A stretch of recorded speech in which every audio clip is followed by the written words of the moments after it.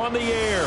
Tonight, it is all on the line. We play for the Lombardi Trophy, as it'll be the AFC champion Cleveland Browns taking on the NFC champions, the Los Angeles Rams.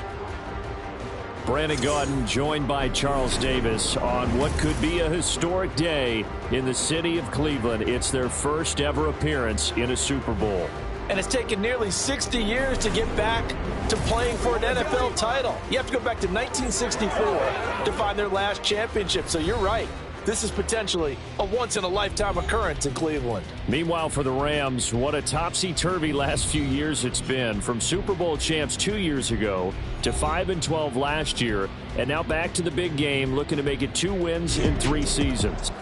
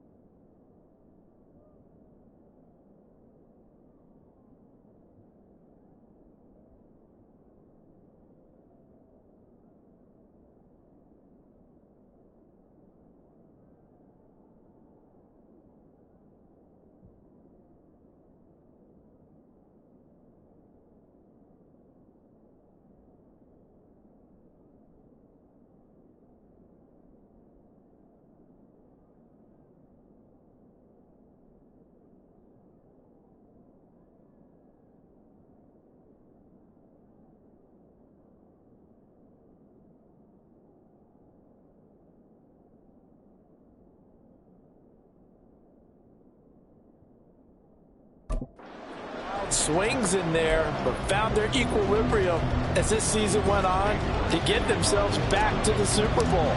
Remember the first one they won? Big-time free agent acquisitions. This one will be defined by their roster in a big-time draft. And that one will bounce out of the back of the end zone, so we will start here at the 25. So out come the Rams now for their first possession.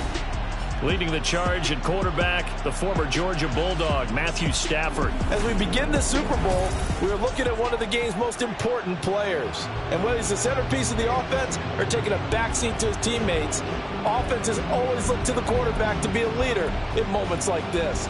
He's got to be that calm, composed pillar out there who stays level-headed and keeps everyone focused on the task at hand.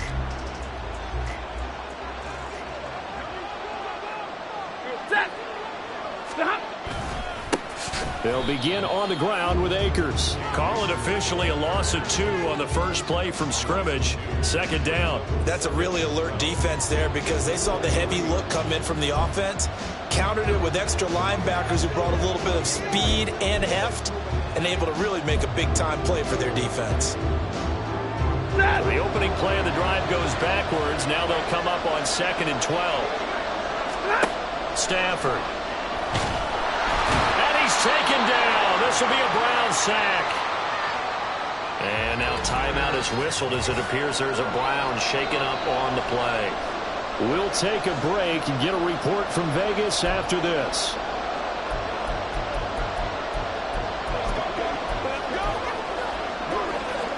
So now Stafford and the Rams after the sack. And they're staring up at a 3rd and long. On 3rd down, here's a run by Akers. And he'll be a couple yards shy of the 20 at the 18. Call it a gain of 4, but not enough. The punt team going to need to be summoned here on 4th down. Well, they got off the field on 3rd down. An excellent job, an excellent defensive series. We always talk about adjustments and usually only at halftime. But the best teams adjust series to series. And on that series, they adjusted so well that they got the job done in fine style.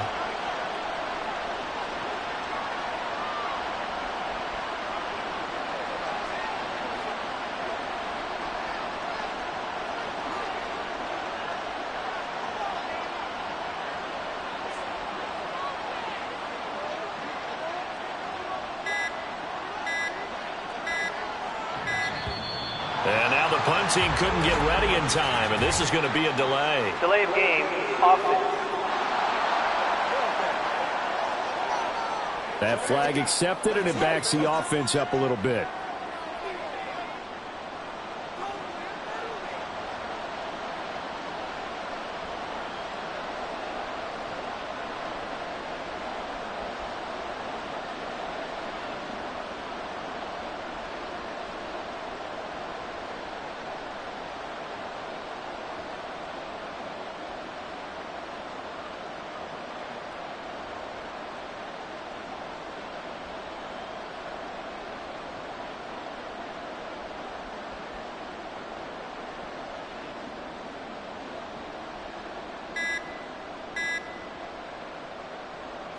So on 4th down, on is Ethan Evans to punt for the Rams.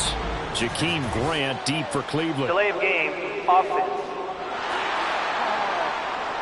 Now the offense knew it. They were already starting to walk back as that one is accepted. Here comes the Rams punter now, as his first punt will come from inside his own end zone. Oh, it's a wobbler here. Returnable for Grant. It'll be called just a 22-yard punt. Certainly not what he wanted. Now the Browns have a short field in front of them now as they take over 1st and 10. So now you've got their offense coming out for the first time with great initial field position. Leading the charge will be their quarterback, always fun to watch, Deshaun Watson. And no doubt he's living out a dream right now. He's had dating back to his first days of playing football as a kid. But he certainly can't get lost in the moment right now. There's still a Super Bowl to be played, and his offense, they're looking to him to be their leader. You can take it all in when it's over. Right now, you've got the biggest game of your life to win. My word, it'll be nothing short of a monstrous loss on the play, and that's going to bring up a 2nd and about a mile here.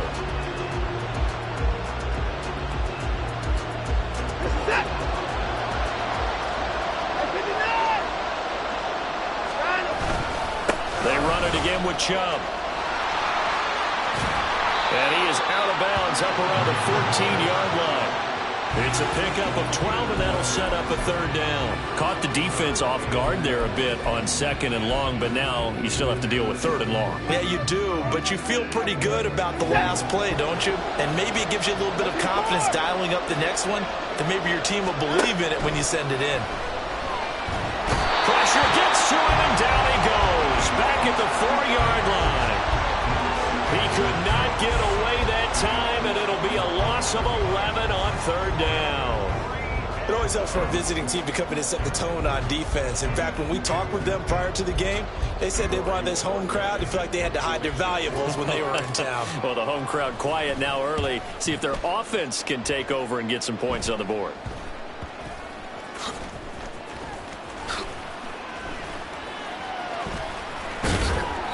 So that'll be marked down as a 19-yard punt. And the Rams are going to start this drive in great field position as they take over. So the Rams coming back onto the field, their second drive of the game. And they'll certainly be trying to do better than that first drive where they went 3 and out. And sometimes the first drive is just simply to settle nerves. You know what it's like at the start of a game with the emotion. Guys a little bit jumpy. But you do. Oh, you understand the same way. It's just like us calling one, right? Making sure we ease into the game, let it come to us. Well, you went 3 and out. And now they have that opportunity. No, you didn't go 3 and out. I went 3 and out on that first drive. I'll try to do better here.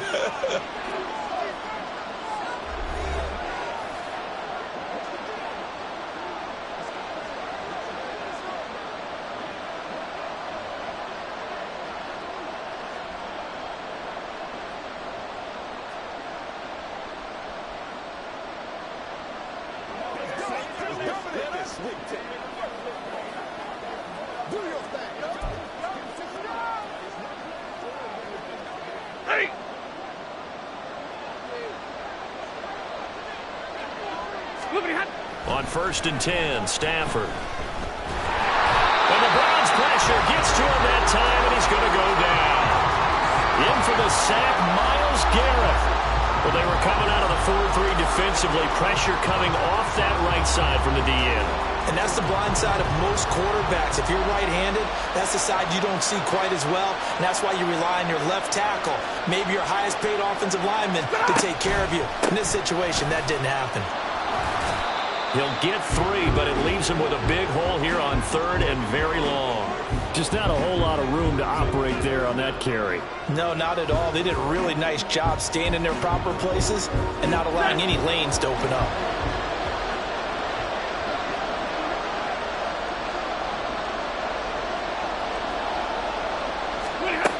Now on 3rd and long, they'll look to throw. That's out to the flat for Akers. And they're going to get him down well short of the first as he can only get this to the 30. They pick up 10, but it'll still lead to a 4th down. Partner, normally double coverage is reserved for receivers and tight ends. This time, they actually targeted the running back with it, and it still wasn't enough. He attacked the defense and got in a great position to haul in the catch and get a nice gain out of it. And this is going to miss left. I don't think it even got there either. It's no good either way. Well, that is not...